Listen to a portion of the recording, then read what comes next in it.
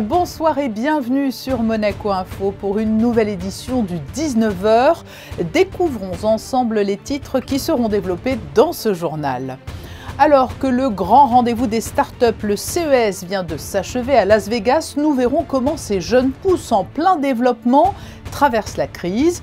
Est-ce que le contexte actuel les a freinés? Les investisseurs sont-ils au rendez-vous et aussi nombreux qu'avant? Lionel Galfray, le directeur de Monacotech, sera notre invité pour répondre à toutes ces questions. Un clin d'œil, un hommage aussi à celui qui a dirigé de main de maître pendant des années le Café de Paris. Stefano Brancato va goûter à une retraite bien méritée. Nous l'entendrons dans ce journal. Il était habitué au terrain de guerre. Ce qu'il a découvert au tout début de la crise de la Covid-19 dans l'Est de la France l'a profondément touché. Le professeur Dominique Petit était aux côtés des personnels soignants du CHPG lorsqu'ils sont arrivés en renfort à l'hôpital de Mulhouse au printemps 2020. Et il retrace cet épisode marquant de sa vie de médecin dans un livre, Couronne et épines d'humanité, qu'il viendra nous présenter. Après leur rentrée en championnat de France de Betclic Elite, c'est la reprise aussi pour les basketteurs monégasques en Euroleague. Ils affronteront demain Munich. Portrait des forces en présence à suivre.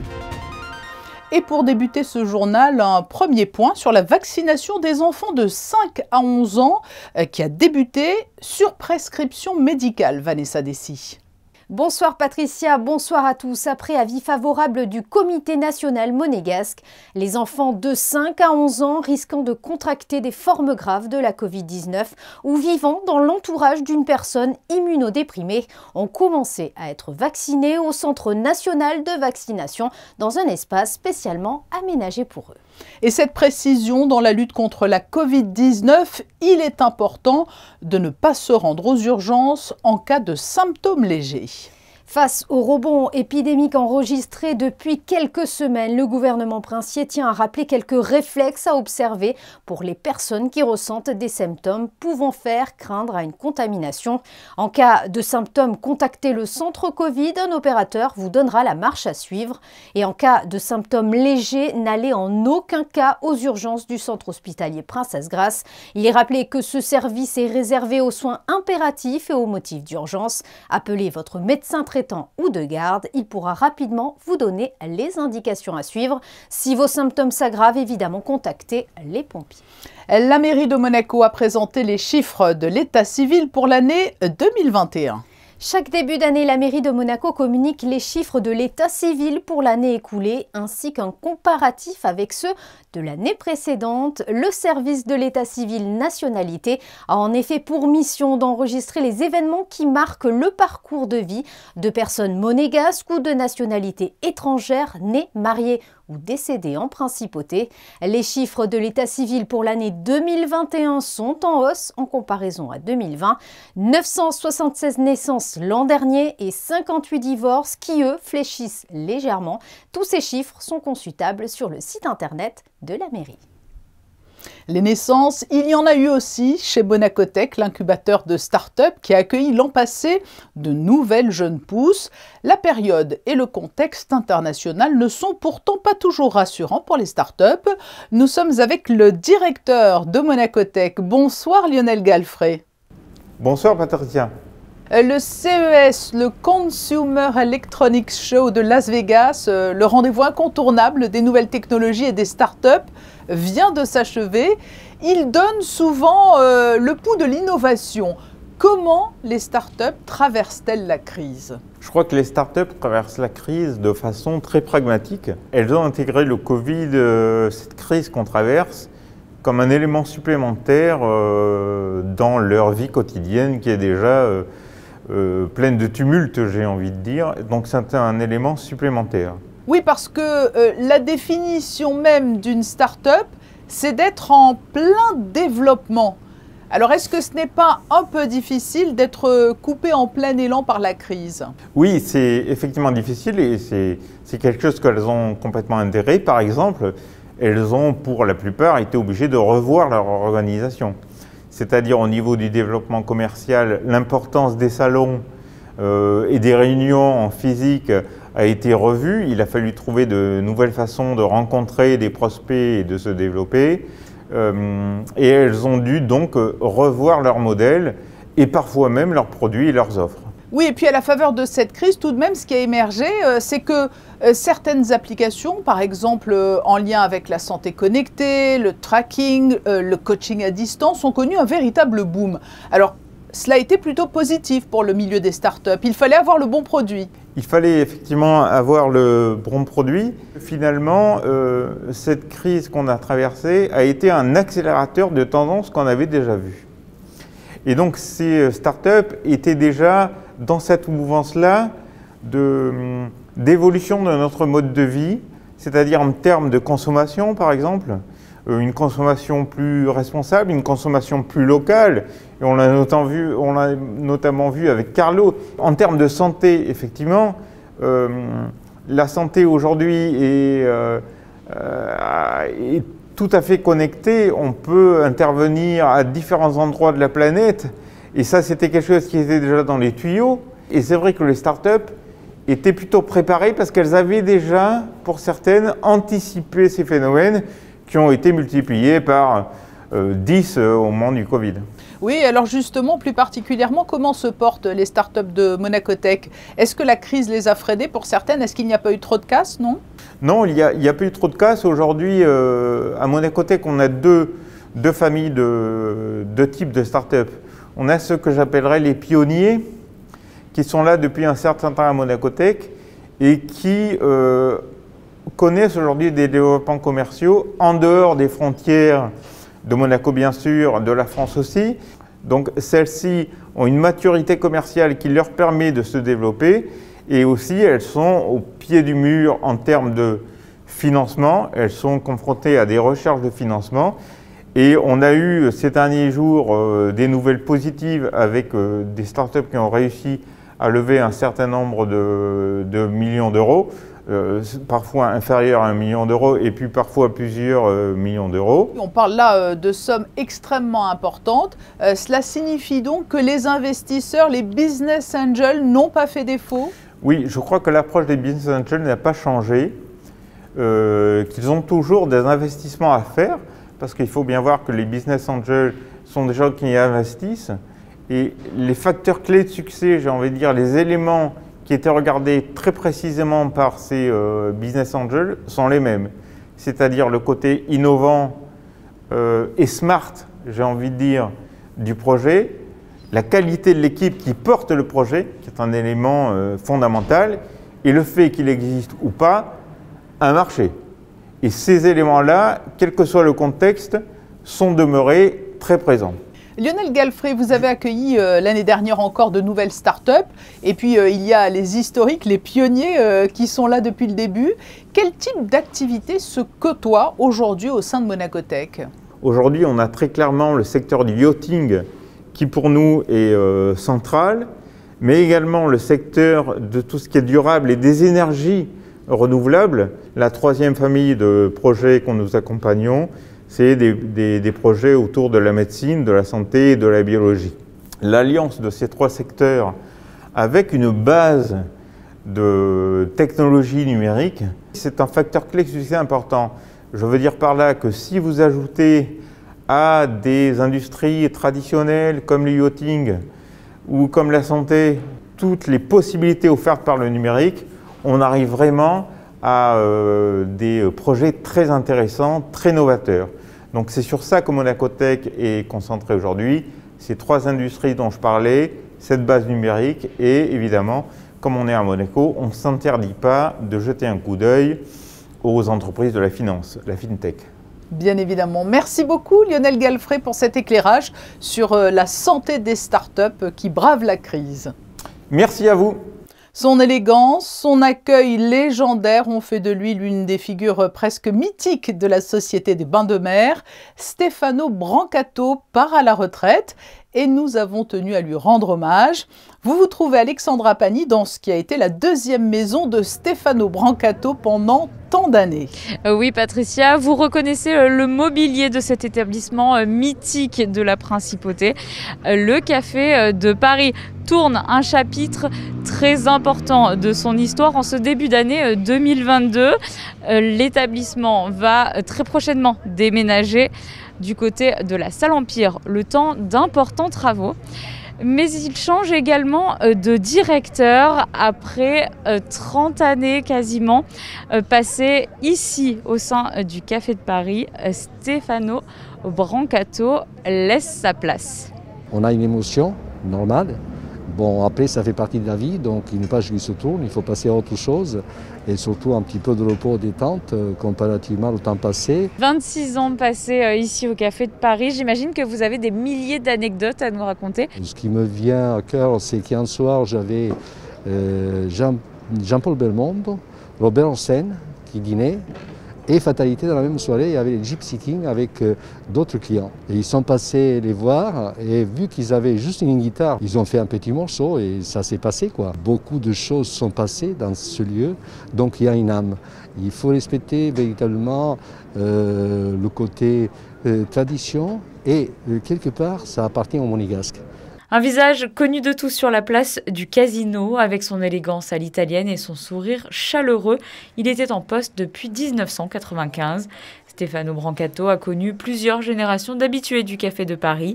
Convivialité et simplicité étaient les maîtres mots de l'ambiance qu'il souhaitait faire régner dans cette brasserie mythique. Sincèrement parlant, je ne m'y suis jamais ennuyé, véritablement.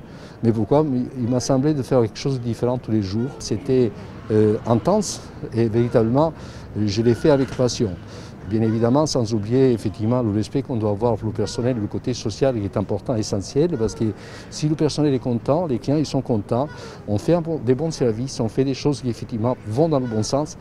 Un beau message donc pour votre successeur et on vous souhaite en tout cas beaucoup de repos après cette carrière très intense. Merci beaucoup Stefano Brancato.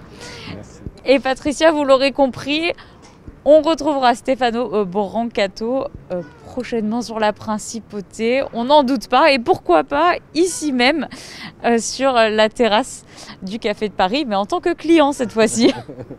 Les heureux souvenirs de Stefano Brancato après cette belle carrière.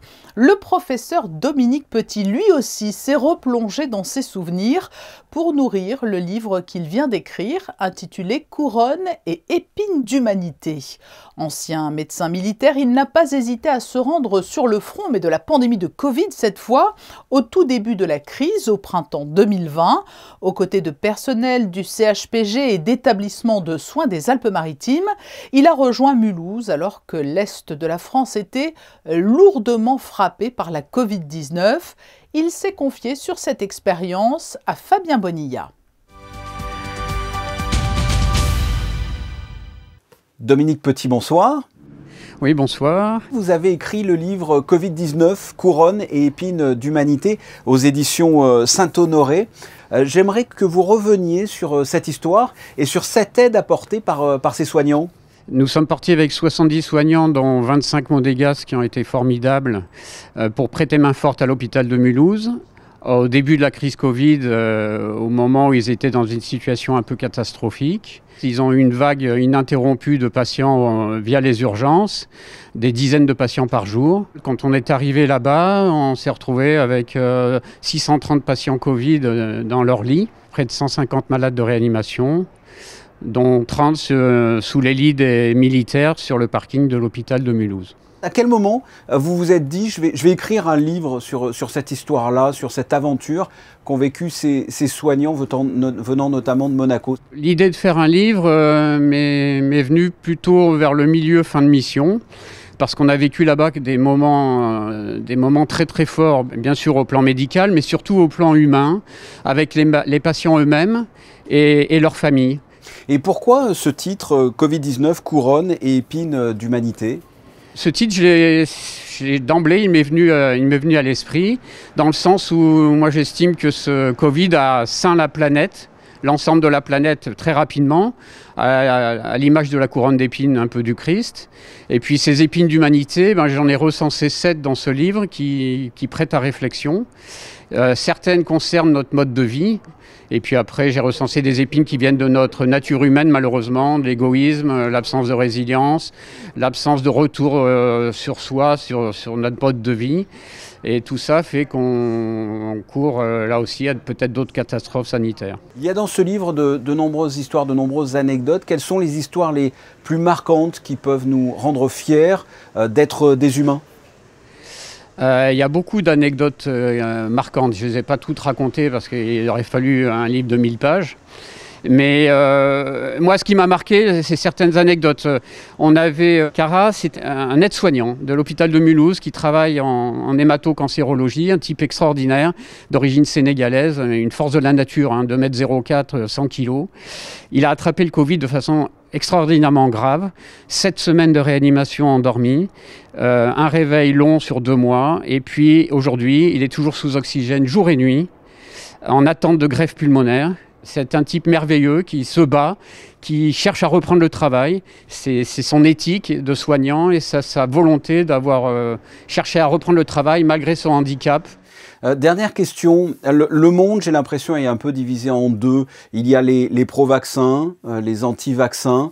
Vous qui avez vécu cette expérience, quel est votre point de vue? Qu'est-ce que vous avez envie de dire aux téléspectateurs là, qui vous écoutent? Je leur dis, écoutez, c'est bien les gestes barrières, mais la seule solution de se sortir de cette histoire de Covid, c'est la vaccination. Il n'y en a pas d'autre, même si elle n'est pas parfaite. Mais elle protège quand même des formes graves et vous risquez grâce à cette vaccination, vous ne serez pas en réanimation. Vous ferez peut-être une équivalent de grippe, mais pas plus. Écoutez, je le rappelle, vous avez sorti le livre Covid-19, couronne et épine d'humanité. Dominique Petit, merci. Je vous remercie. Nous retrouvons Vanessa Dessy pour un nouveau point info en bref. Le spectacle Vive le sport et ses petits secrets, qui devait initialement se jouer au Théâtre des Muses, du 27 au 31 janvier, est annulé. Oui, il était question de revenir sur le parcours exceptionnel de Gérard Holz. Des photos, des lettres, mais surtout des souvenirs, une sorte de 1001 nuits du sport. Pour des raisons techniques, l'événement qui devait se produire au Théâtre des Muses est donc annulé. Le beau parcours de l'AS Monaco football féminin en Coupe de France. Nous vous annoncions lundi la qualification pour les 8e de finale. Et il s'agit d'une grande première dans l'histoire du club et nous connaissons désormais les adversaires de l'AS Monaco féminin en Coupe de France. Je vous rappelle que le tirage au sort a eu lieu ce mercredi à huis clos au siège de la Fédération française de football. Les deux clubs de Régional 1 équivalent à la 3e division auront fort à faire. Monaco recevra Reims, club de D1, alors que Calais jouera la qualification pour les quarts face à Rodez, club de 2e division. Et la rencontre Monaco-Reims se jouera le dimanche 30 janvier à 14h30. Après une rentrée réussie face au Portel ce week-end, la Roca Team, c'est du basket cette fois, se déplace à Munich pour y affronter le Bayern en Euroleague ce jeudi. Un premier match en 2022 très important pour surfer sur les améliorations observées en fin d'année dernière. Les explications de Yannick Debever sur des images d'Olivier Bonello. Asvel reporté, Kazan reporté. Ce sera donc le Bayern Munich, le premier adversaire de la Roca Team en Euroleague, 14 jours après son dernier match européen. Un break un peu long et pas forcément prévu, mais dont les Monégasques ont su tirer profit. On s'est beaucoup entraîné, on est excité à l'idée de jouer ce match et de reprendre l'Euroleague. Donc avec Sacha Obradovic qui a rajouté plein de choses à notre jeu, donc en espérant le montrer sur le terrain et surtout repartir avec la victoire, ça serait le plus important. L'ASM avait remporté le match aller face aux Bavarois en signant une victoire référence 94-71. Ces mêmes Bavarois ont joué ce mardi face aux Žalgiris Kaunas et ont réussi leur rentrée européenne en s'imposant 74-65. On a tous regardé le match, voir un peu notre futur adversaire. Voilà, ils ont bien joué, une belle victoire pour eux, donc voilà, on est prévenus. Pour cette phase retour, Monaco doit gagner presque tous ses matchs pour atteindre son objectif de play-off. Un challenge corsé qui plaît aux Roca Boys. The game wouldn't be the game if it doesn't come with challenges. Do we have the team to do it? Yeah. So we just got to come out, focus up, and anything can happen. How I look at it right now, we're like 2 games out of 8, which is not bad at all.